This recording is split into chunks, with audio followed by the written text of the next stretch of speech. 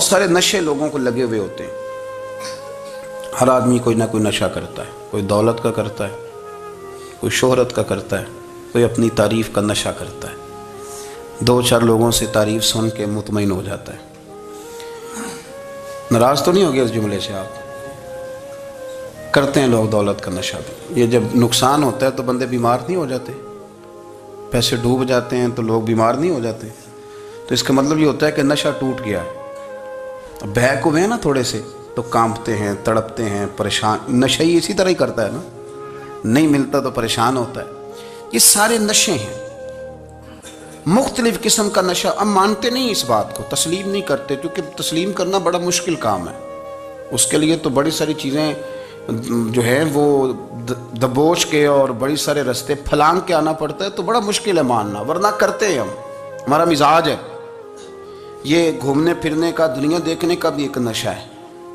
یہ بہت ساری باتیں کرنے کا بھی ایک نشہ ہے. گپ شپ کا بھی ایک نشہ ہے. دو چار لوگوں کی جب تک پگڑیاں نہ کھول لیں, بعض لوگوں کو نیند نہیں آتی. یہ غیبت کا, چغلی کا, بددیانتی کا, یہ بھی ایک نشہ ہے. اس پر ملا رومی رحمۃ اللہ نے بڑا کلام لکھا ہے. وہ کہتے ہیں مانگ کے کھانے کا بھی نشہ ہے.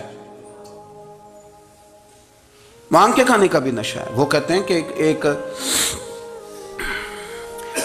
بھیک مانگنے والی خاتون تھی, تو بادشاہ کے پاس بھیک مانگنے آئی, تو بادشاہ کو پسند آ گئی, اس نے شادی کر لی. اب اس کو عادت تھی بھیک مانگ کے کھانے کی, تو وہ کنیزوں سے کہا کرتی تھی کہ فٹافٹ نہ روٹی لے کے آیا کرو, میں 2-3 دفعہ مانگوں تو پھر لایا کرو. چونکہ ایک نشہ ہے نا, تو میں مانگوں 2-4 دفعہ تو پھر. تو انسان بہت سارے نشے کرتا ہے, یہ مانتا نہیں. یہ موبائل, یہ فیس بک, یہ سارے نشے ہی ہیں. اپنی فوٹو لگا لینا, سارا دن اسی کو دیکھتے رہنا. اور بڑے بڑے سیانے بندے جو وزادار ہیں,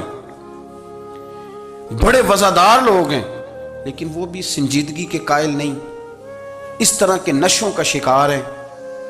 یہ سارے نشے ہیں جو ہم نے پال لیے.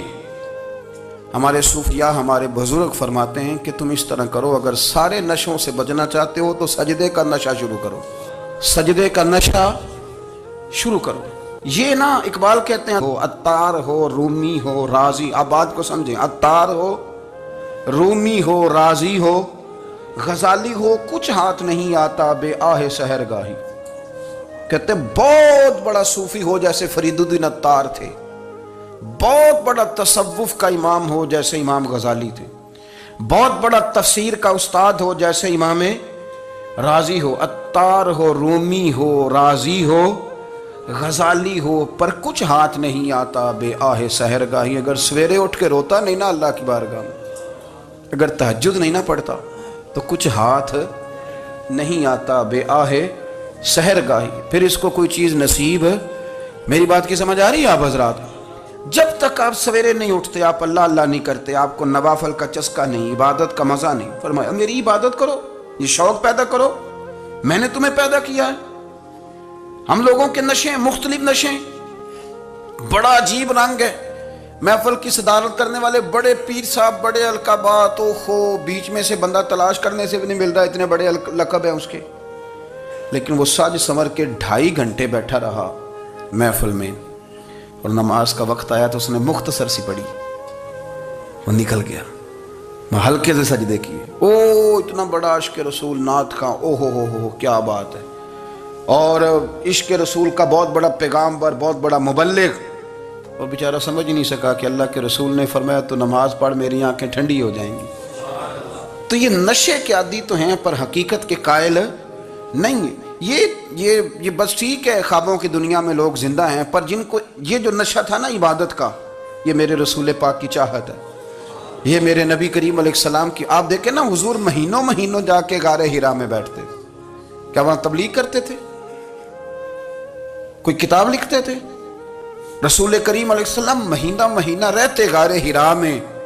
کوئی نہ مجھے دیکھے, کوئی نہ مجھے ملے. حضور یہاں کیا ہے؟ فرمایا میں اپنے رب کی عبادت کروں گا. نبی کریم علیہ السلام نے سجدوں کے ساتھ پتھروں اور پہاڑوں کو آباد کر دیا, سجدوں کے ساتھ. آپ کا سجدہ آپ کو بہت ساری چیزوں سے چھڑا لیتا ہے, یہ بہت ساری جگہوں سے جھکنے سے بچا لیتا ہے. صوفیاء, اولیاء یہ کیا کرتے تھے؟ یہ سجدے کا ذوق ہی تو پیدا کرتے تھے. سجدے کا ذوق. شاہ عبدالعزیز دباغ رحمۃ اللہ تعالی علیہ اپنے مریدوں سے فرمایا کرتے تھے کہ اگر تم پکے نمازی بن جاؤ نا، تہجد گزار ہو جاؤ، تو میرے پاس آنا جانا چھوڑ دینا۔ عرض کی حضور کیوں؟ فرمایا میں تمہارے اور رب رسول کے راستے میں رکاوٹ نہیں بننا چاہتا، اور میرا مقصود ہے تمہیں وہاں تک پہنچانا۔ جب پہنچ گئے تو پھر میری ضرورت ختم ہو گئی۔ ہاں کبھی وسوسہ آئے، شک پیدا ہو، تکلیف ہو تو آنا، ورنہ میں نہیں چاہتا کہ میں رکاوٹ بنا رہوں۔ تم اللہ اللہ کرو، اس مالک کو راضی کرو۔ میرے رسول پاک علیہ وسلم نے فرمایا بندہ اللہ کے سب سے قریب اس وقت ہوتا ہے جب وہ سجدے کی حالت میں ہوتا ہے۔ کس کے قریب ہوتا ہے؟ اللہ کے سب سے قریب ہوتا ہے۔ وہ بڑا نیڑے ہے رب کے، بڑا قریب ہے، اس لیے کہ وہ حالت سجدہ میں۔ وہ جب سجدے کرتا ہے نا، اس کی بارگاہ میں جب جھک جاتا ہے، آپ ذرا سجدے کی کیفیت دیکھیں نا، زبان بھی یہاں ہے، آنکھ بھی یہاں ہے، کان بھی، عقل بھی ساری، اس نے سارا کچھ رکھ دیا سجدے میں۔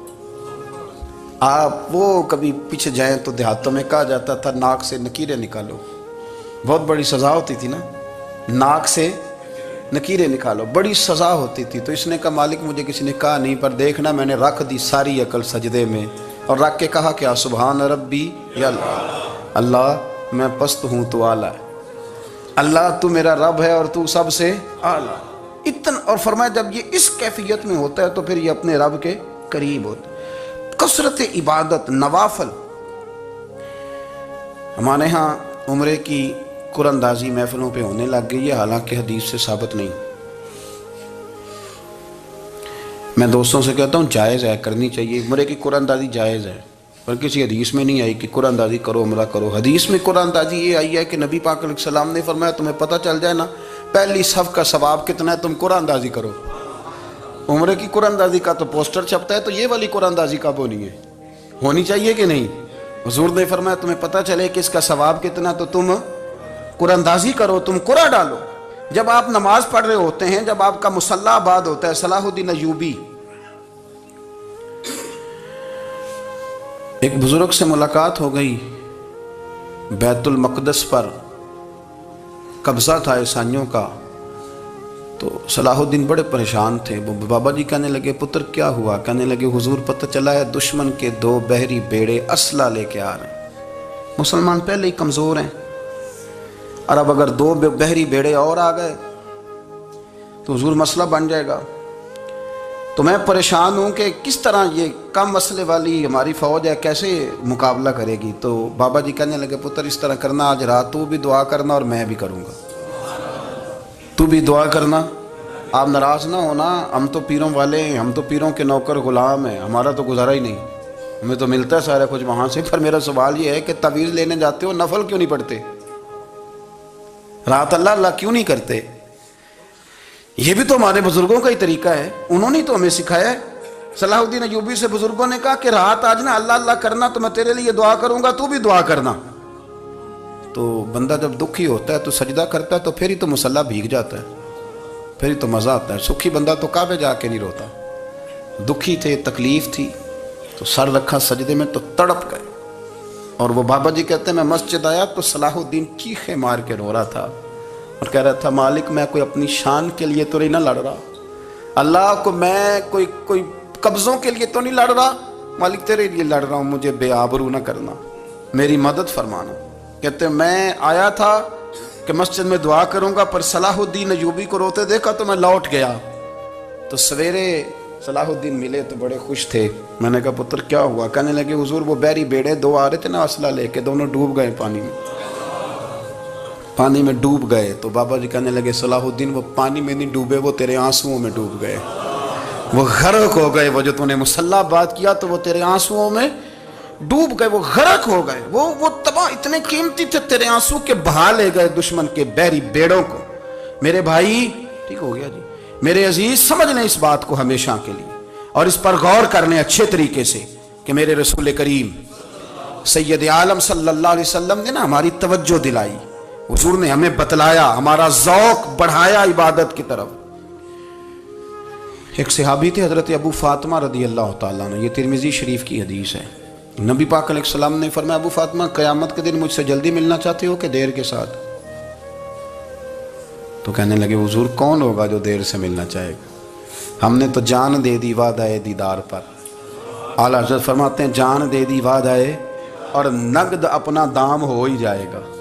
مجھے لگتا ہے کہ یہ سودا نقد و نقد ہو جانا ہے، چونکہ ہم نے جان دے دی وعدہ دیدار پر۔ آپ نے وعدہ کیا تھا کہ مریں گے تو پھر زیارت ہوگی، تو مر گئے ہم زیارت کی خاطر۔